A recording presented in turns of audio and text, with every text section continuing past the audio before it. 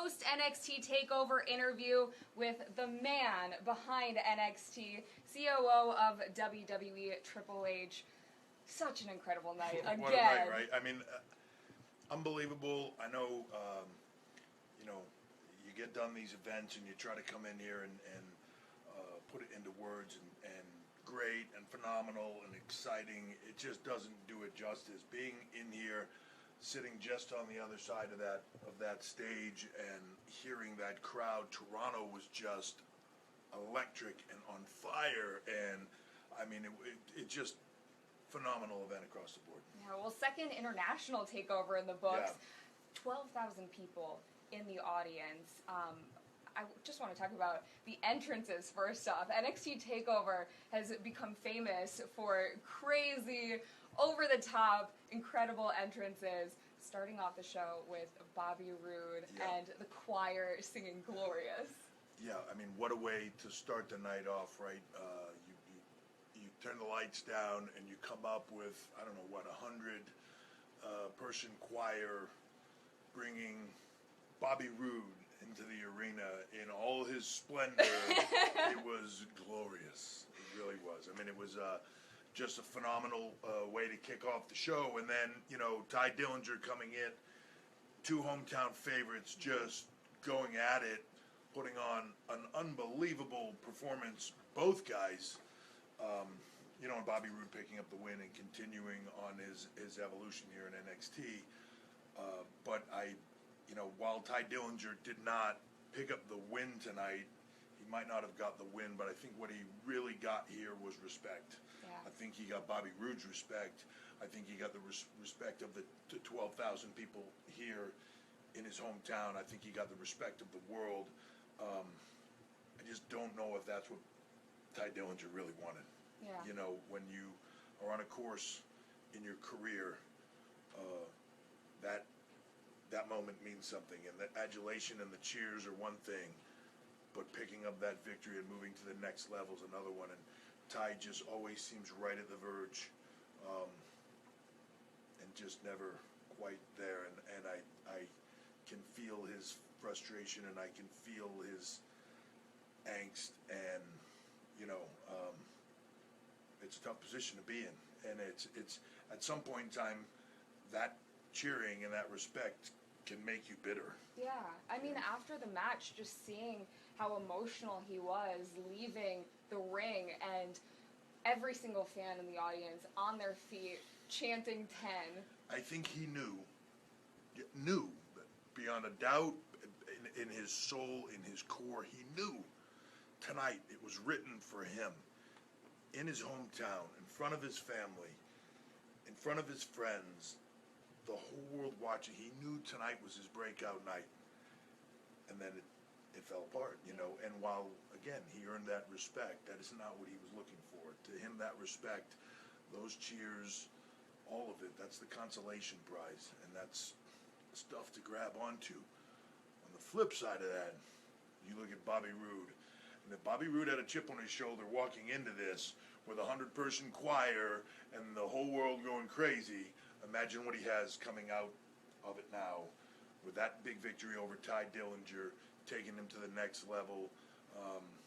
I think Bobby is looking at that crash course at going straight for that NXT championship. Yeah. I mean, having this feud just start with them teaming up originally for the Dusty Classic, it's crazy to see where it's led to. It really is. That's how things get here, and it became very personal very quickly between those two, but it is what it is. Bobby Roode walks into the winner's circle. Ty Dillinger gets respect, but goes home with his tail between his legs and his head hung low, wondering what's next. Well, speaking of the Dusty Classic, we got to celebrate the second annual finals of it. Having that in memory of Dusty, who was such an integral part of NXT. What's your feeling seeing it all pan out tonight? Emotional night. That the tournament to me is very personal. Dusty was my partner in this in some ways, and he was a mentor and a father figure and everything to a lot of these guys and girls and everybody within NXT and the Performance Center and everything that has to do with it. So emotional night to celebrate his honor, an emotional tournament to celebrate his honor, and it's something that means a lot to everybody that goes into it.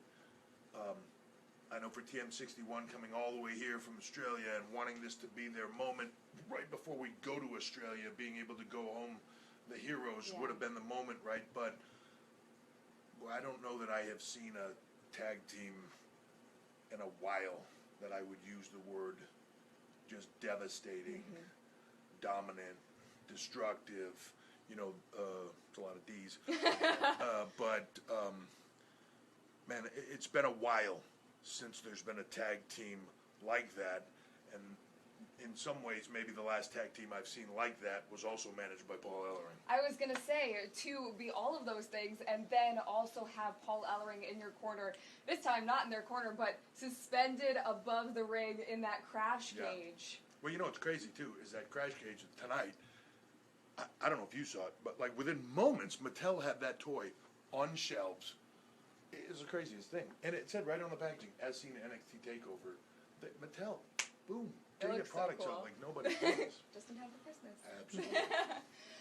So moving on to other tag teams, we saw the 2 out of 3 falls match between DIY and the Revival. The Revival, countless times, have just said that they are the dominant tag team in not just NXT, but in all of WWE. Do you think that they're eating their words tonight? I would be hard-pressed. When you talk about the Revival, you talk about the revival of tag team wrestling. When you talk about the Revival, it would be hard for me to go through the roster of Raw, of SmackDown, of NXT, and find a better, more technically sound, more on the same page team than the Revival. They very well might live up to their claim that they are the absolute best tag team alive right now. But if that's the case, Johnny Gargano and Tommaso Ciampa, DIY, are right there with them. And tonight, they were the better team. 2 out of 3 falls, it's pretty dominant. And finally living up to their moment and finally getting their moment. They're kind of, I think in some ways justifying them in their careers and their journey, all the things that they've been through to get to have that moment in NXT under the WWE banner. I think this is a long time coming for them.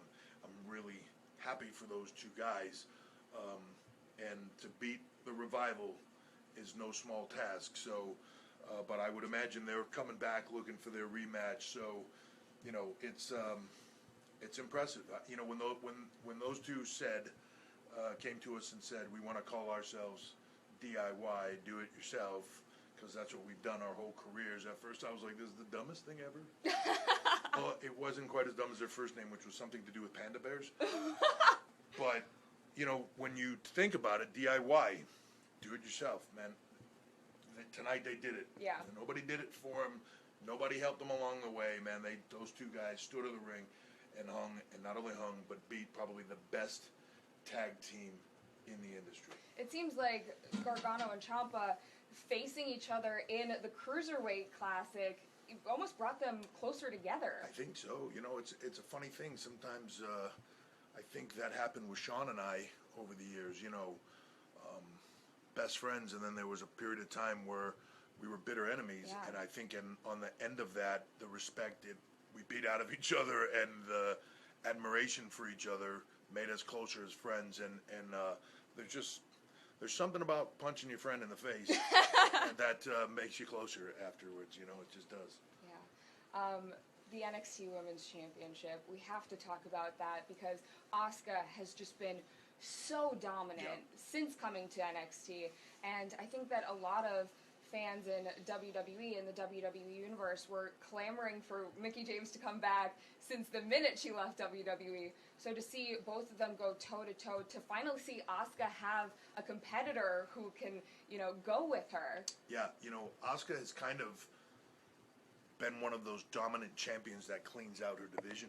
And impressive to see. But I think, she's gotten to a point now where I can see that swagger in her, and she knows that she's head and shoulders here, and she knows that she is the champ, and she knows there's not a lot of people that can put a dent on her.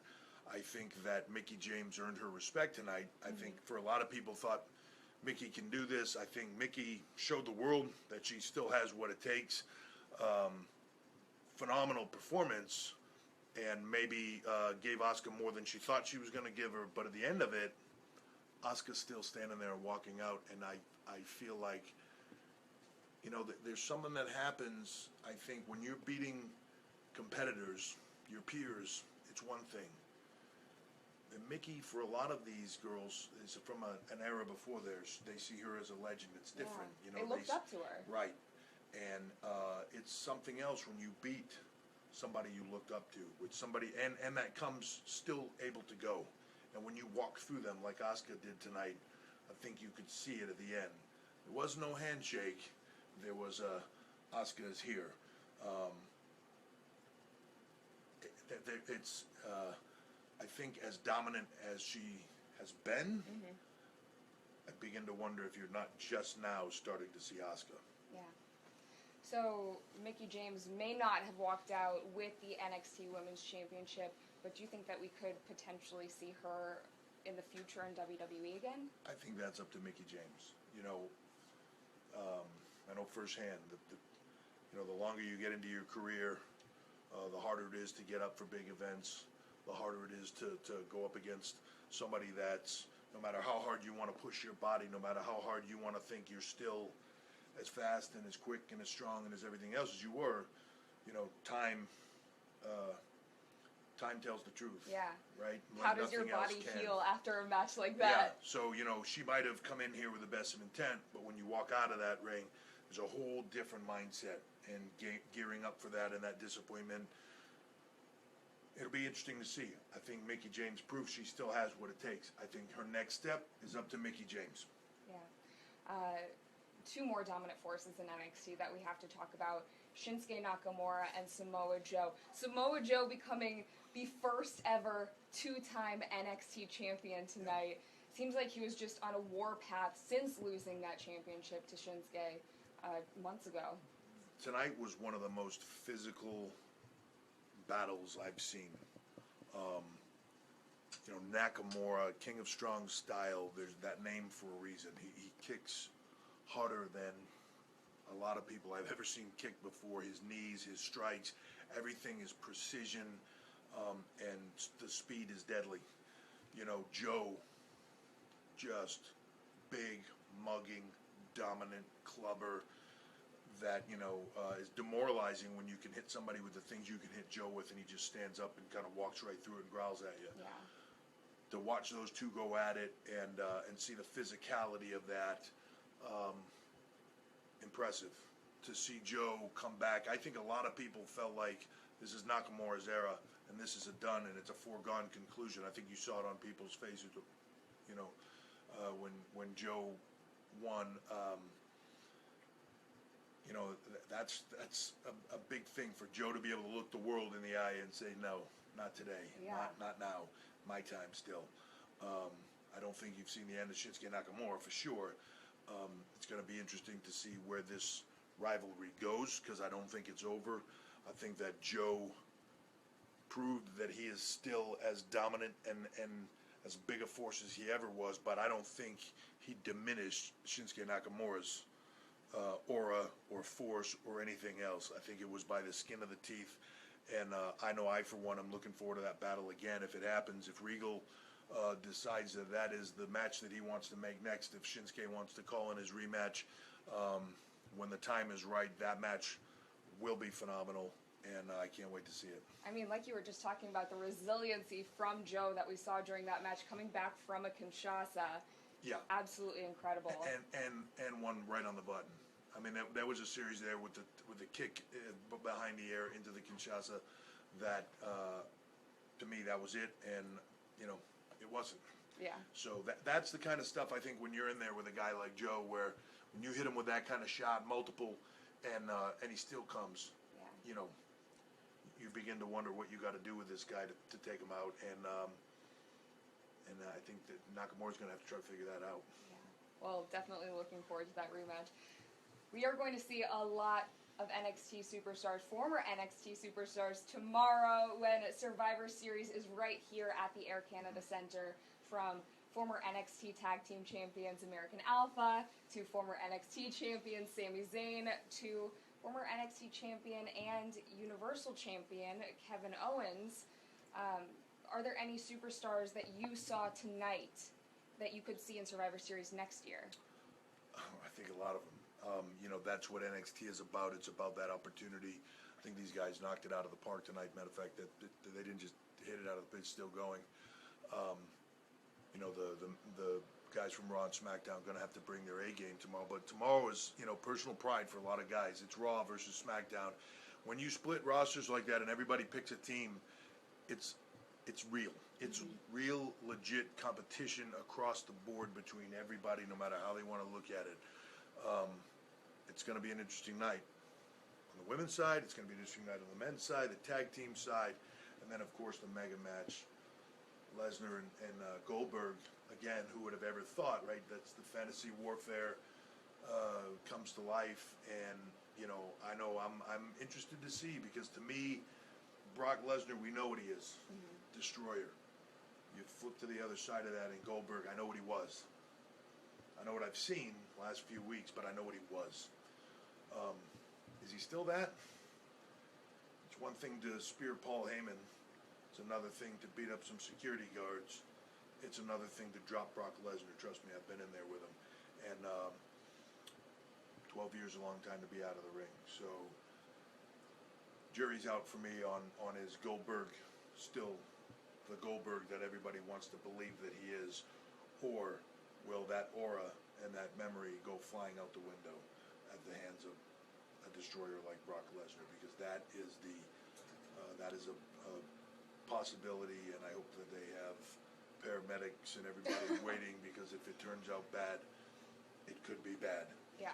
But this is going to be an exciting weekend. 12,000 here tonight, sold out tomorrow. Survivor Series, Monday Night Raw sold out.